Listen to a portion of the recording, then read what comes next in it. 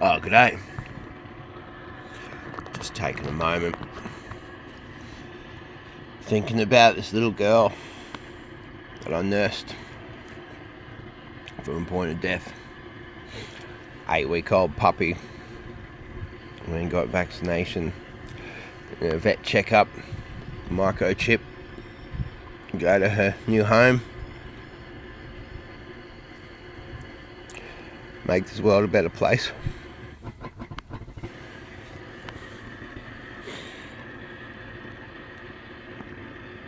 She got sick. I had to take her back. So I've been nursing this little puppy that's that long, but maybe it should be longer than that.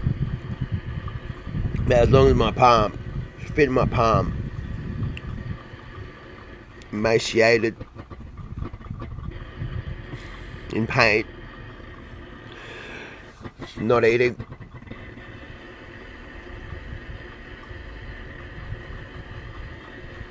And I got it through. It's the wonder of antibiotics and the wonder of meloxicam. It got me through. Got her through. And I've had this little girl on my body, right next to my body, every minute. She knew that I was saving her, and she knew I was caring for her. She's in terrible pain.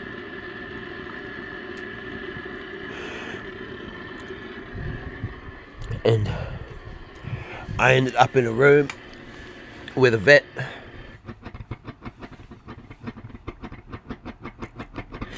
His name is Shane Mitchelton, veterinary practice in Brisbane. And we shared a moment.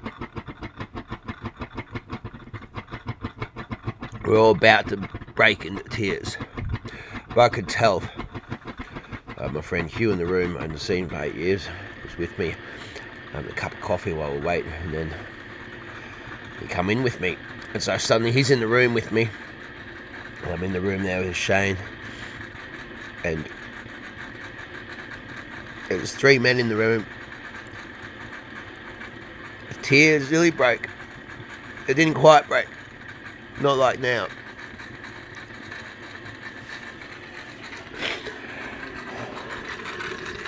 And they break in moments like this when we wait for a cup of coffee to brew. You just get to have a moment of reflection. You hear back that the puppy's doing well. I gave it back last night. I gave it to a new home. I didn't give it back. I gave it back to... And when she went to a new home.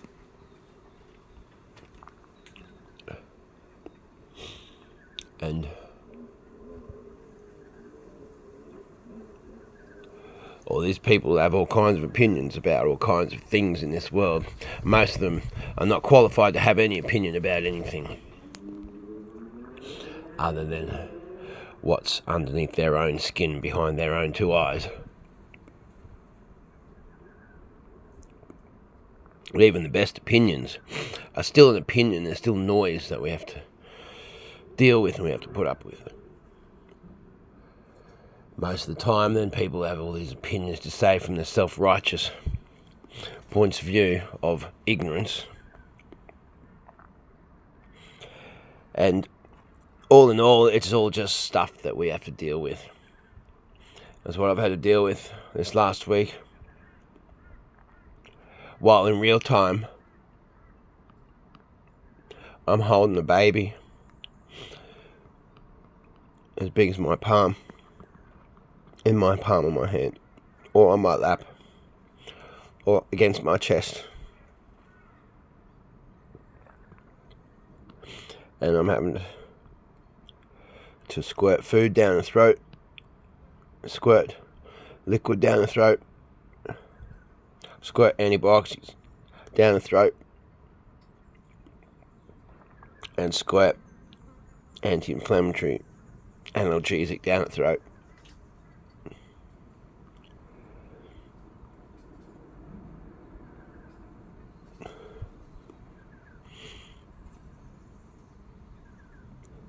Still have intelligence. She'd get up and she'd try and walk to do a week somewhere else. But I was driving this one time and I couldn't bear to not have her right there on my lap. And she'd try to get up and move. I wouldn't let her move. She needed to get up and wee. So she just weed all over me. Right on my lap.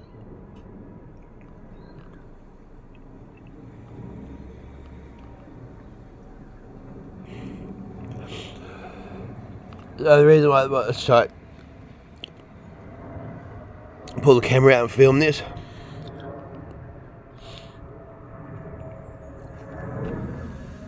because there's not pain now. I'm not in pain. I'm not suffering because I gave the little girl back. Or I gave the little girl over and suddenly didn't have her with me. I had another boy. I put these dogs out for therapy dogs out there in the world and make people's lives better. My dogs make people become human.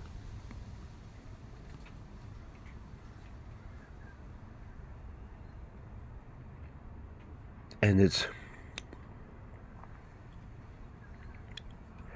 for all those reasons I'll take this moment now. I mean, you can't stop there from falling. Well, caffeine, I'm not having a sip because it's caffeine. It's going to suppress it. You can push the tears back in there. But, you know, like I was saying about my mate Hugh and this vet called Shane, and then me, like, tears breaking, but we're still acting. We act. We do what we got to do. Under those tears, you do what you got to do. You keep acting. You make the right action. You do what you got to do. So the thing is, what you get, people, all their opinions, all their self-righteous ignorance, know something. They think they know something, and they got to share it. None of those opinions that I had to listen to in the last 2 weeks, and then last week, none of those opinions offered anything to me whatsoever.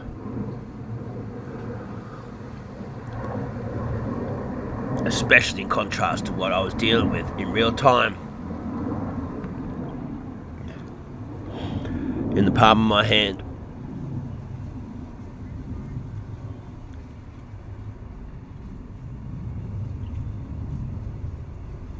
I feel the caffeine's just stop the flow a little bit. But what I'm trying to get across is it's not about pain. It's not about sadness. The tears aren't for the loss of a little girl. Because I didn't lose her. I gave her away. I didn't lose her. I brought her back. I got her. I saved her.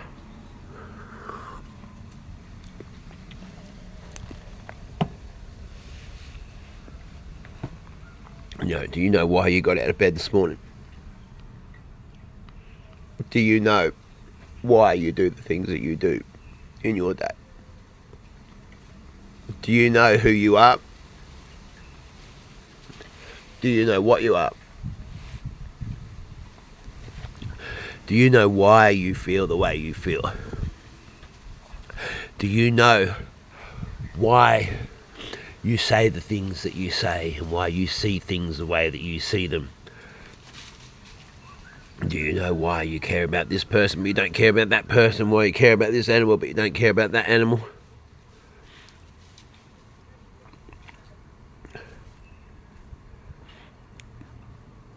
Do you know what you do when it comes to the crunch? an urgent situation, an emergency situation.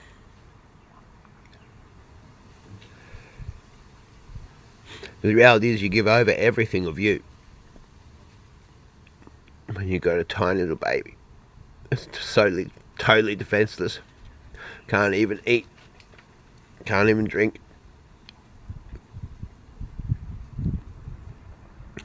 You know, there's people that haven't paid me money. I feel like saying to this bloke, Warren, you're a man with no integrity. That's what I felt like saying to this bloke, and I am going to say it to him. So, there's a fellow Warren that I did all this stuff to help him out, and he said he's going to give me $200. Just he offered that to me. He said he's going to do it, but then he hasn't done it. And so I just sits there like, why did you say that to me? You got no integrity.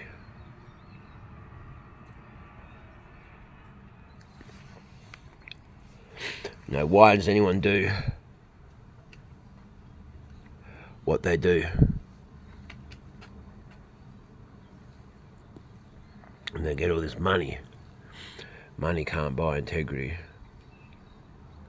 Money can't buy all the things that we have to give, like what I've just given to this little baby. And there's a mother. She still had milk in the teats, but she'd weaned them and she wouldn't let her have any feed. Even this baby is on the brink of death, and I managed to put her down there and holding Moomoo's head back. And put the baby on the nipple, and still Moomoo wouldn't let her feed. Let her feed yesterday for some reason before I handed her over. It must have been some information or something that I need to pass on or whatever it was. But wouldn't let her feed off the brink of death. So when you got a puppy on your hand, it fits in your hand. And you got a puppy on your chest, or in your lap, or in your arm.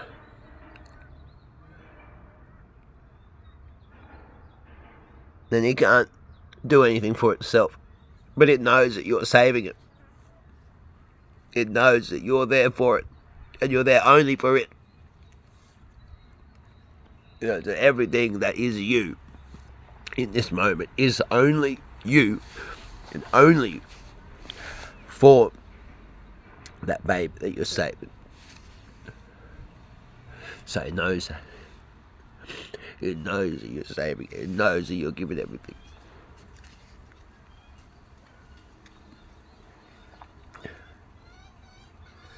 There's no amount of money that will save something in comparison to you giving over.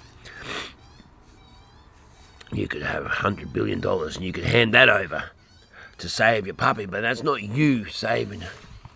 You're not giving anything of yourself. But when you're nursing that baby, when you're keeping it alive, you're giving everything of you. Everything that you have inside yourself. It becomes pretty clear who you are and what you are when you're put in those situations. It makes you realise, even if you already knew what was important, it makes you realise real quick and real clear about perspective. So if you knew what was important, you got some deeper perspective. If you didn't know what was important, then you soon realised what was important. And if you weren't living, then you were suddenly living.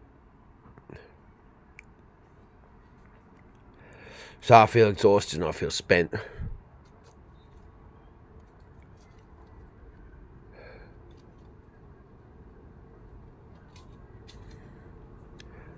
Now tears are finally able to flow because I've given her back. I've got her through that hard time. I picked her up and she was in a terrible state. It took me a long time to be able to get access to someone who knew more than me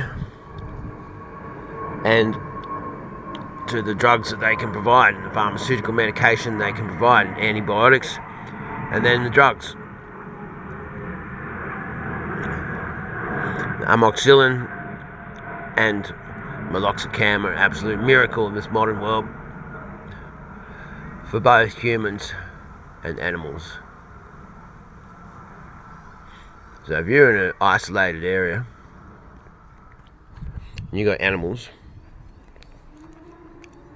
if you got a fridge, then I urge you to sort out a reserve supply of amoxicillin and meloxicam. So in the case someone in your life who's more important to you than your own self needs it, you've got it there. And meloxicam is miracle stuff when it comes to animals.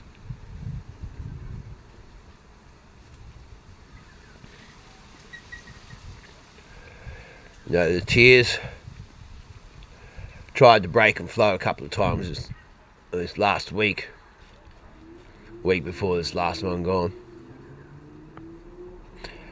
But they didn't. And then there was a woman telling me how they stepped up to face their fears, to become a better mother. So they went through a death and metamorphosis process in a certain way. But they stepped up and they transformed. And that's what broke the tears for me. That was last Friday, so that was 8 days ago. And then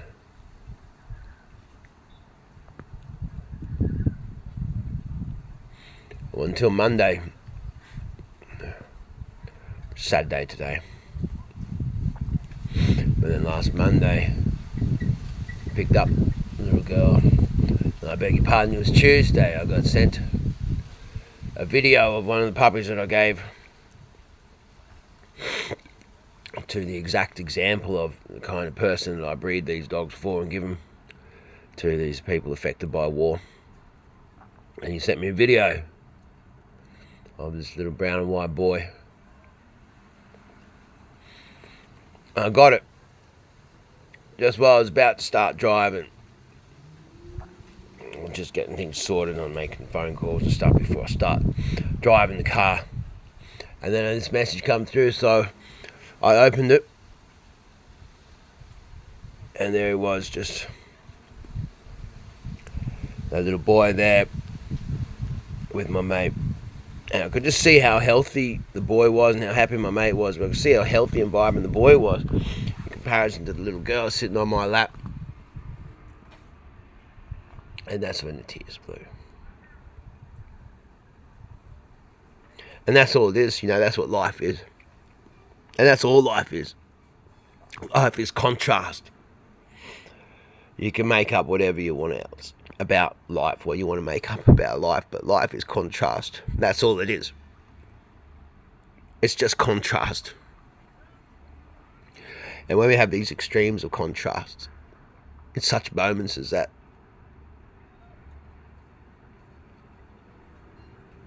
where you have two siblings and you can see the difference that has occurred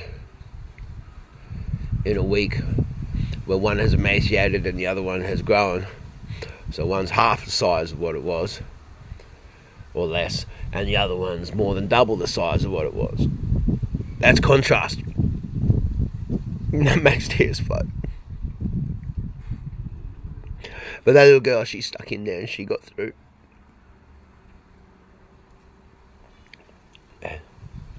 And I gave her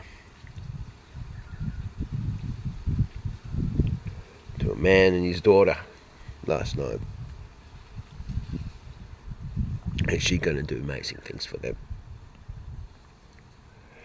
She's going to be the best little friend.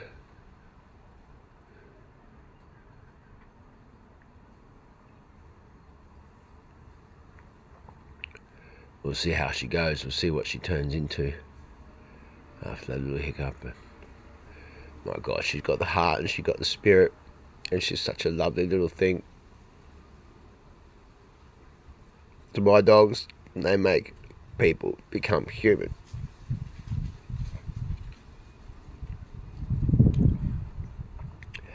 And my mate had to bring back little puppy, and he was crying. And he was having a terrible time. And I looked at it, I said, that's a man. That's a man. He's a man. All these other men around that aren't actually men. They might think they're men. But, you know, a good question, how many men out there actually think that they're a man? In Australia, what rites of passage did you go through? When did you become a man? Are you a man?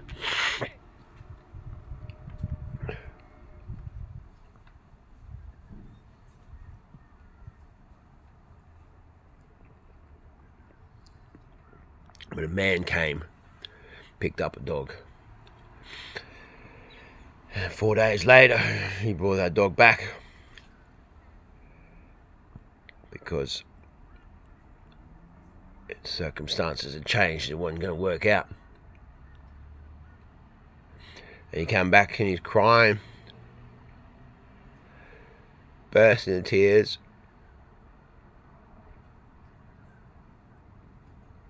We had a real moment. And that man, he come back as more of a man. He's closer to himself. He's more of a man. He's feeling more. He's living more. And that's what this is about.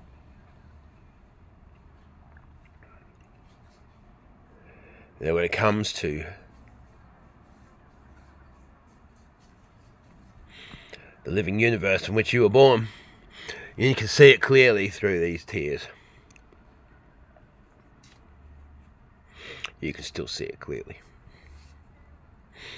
And if it comes to such in these cases of military, well, I breed these dogs to save people that have gone in the military. But if it comes to it, you know, let's come down, we got the survival instinct. If there's weapons lying on the ground and there's bullets flying around the air and you need to act, then you're either going to run or you're going to try and pick up one of those weapons and stay on the bloody ground while you do it. Don't stand up. Lie down on the ground. Work out how to use that weapon and shoot the bloody thing straight, regardless of what might be in your eye. Otherwise, don't bother. And it's the same for anything in life. You do it with that conviction. Like you got to run for your life, or you got to pick up a weapon off the ground, work out how to use it while staying on the ground, and use it to save other people more important than you. That's a conviction in life that'll get you through any day.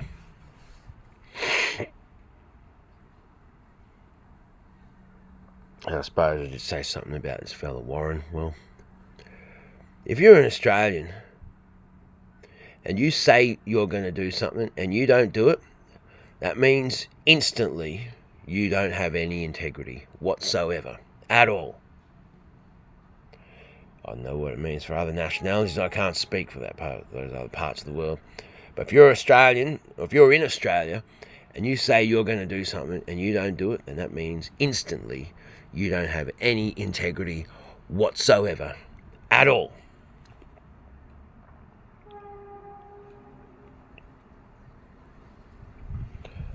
Isn't it funny how dogs don't ever lose their integrity? There's never a question. I have never once doubted any of my dog's integrity, ever.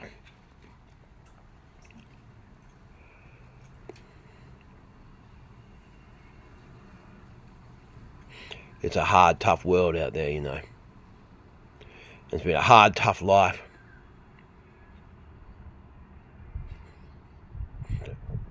I'm a lot more today.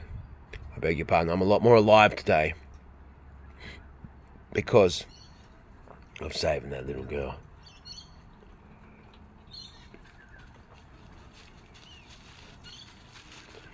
People have all kinds of ignorant opinions that I'm forced to listen to sometimes. And it's interesting to notice how that didn't affect me. It never affects me because it's irrelevant.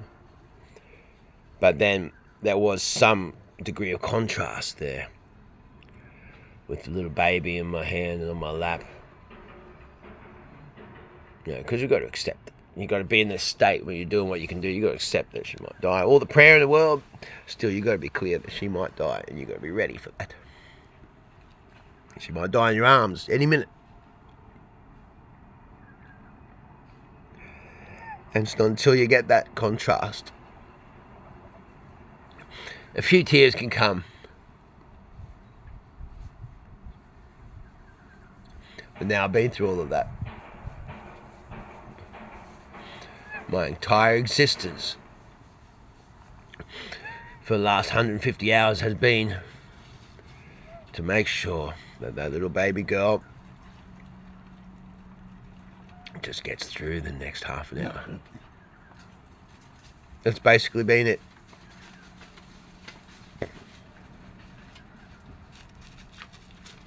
And that's what makes you live. That's what makes you know who you are. That's what makes you sleep well.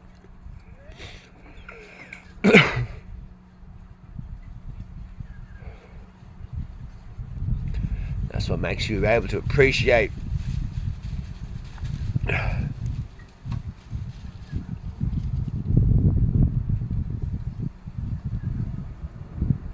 if only humans can love the way dogs love.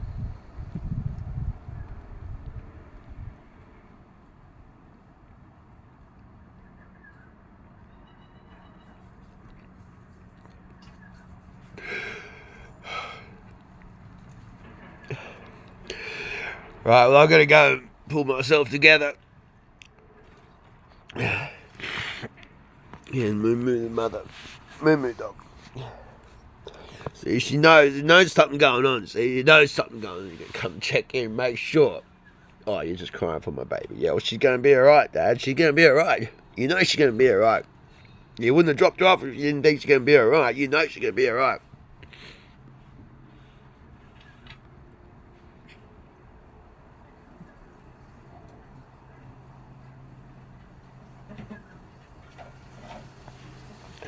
You want to spend time with God. You spend time with an animal. You want to get close to yourself. Where you make something else far more important than you. Than your needs. Right here, right now. Your need for water in this mouth. Your mouth is secondary to the need of the puppy. Live your life like that and you'll find out who you are. I'll tell you what, you'll sleep better at night. You'll have a much more fulfilled existence in every way.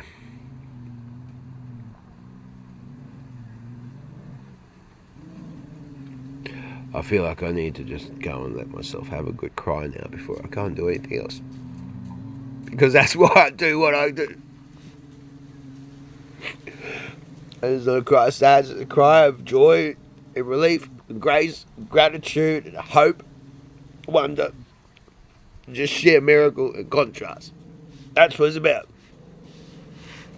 Right, over and out.